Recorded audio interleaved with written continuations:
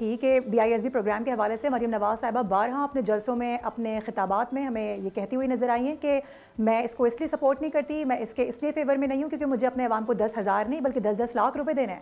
10,000 سے تو میری عوام کا کچھ.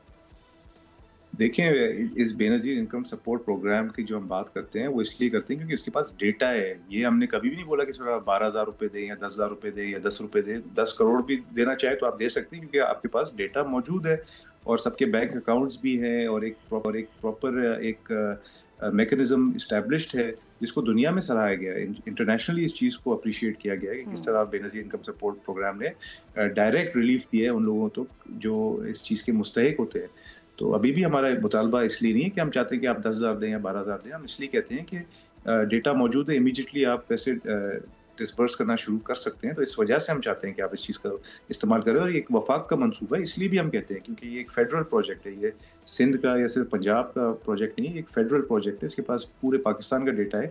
سندھ کے اندر بھی متاثرین ہے سیلاب کے. ہم نے سندھ کے اندر بھی تقریباً 1,80,000 لوگوں کو ہم نے ریلوکیٹ کیا ہے. ان کو بھی امداد کی ضرورت ہے. تو صرف پنجاب کی بات نہیں کریں. اگر یہ وفاق سے مینیج ہوگا تو سب کو پھر ایکولی پیسے ملیں گے اور امداد ملے گی. تو یہ ایک ہمارا بہت بڑا مطالبہ کرنے کی وجہ ہے. مگر ان کو صرف اپنی پولیٹیکل پوائنٹ سکورنگ کرنی ہے، صرف اپنی فوٹویں چھاپنی ہے ہر جگہ، صرف اپنا نام لگانا ہے ہر جگہ.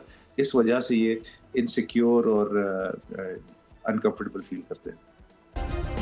سبسکرائب کریں اور بیل دبائیں تاکہ کوئی خبر رہ نہ جائے.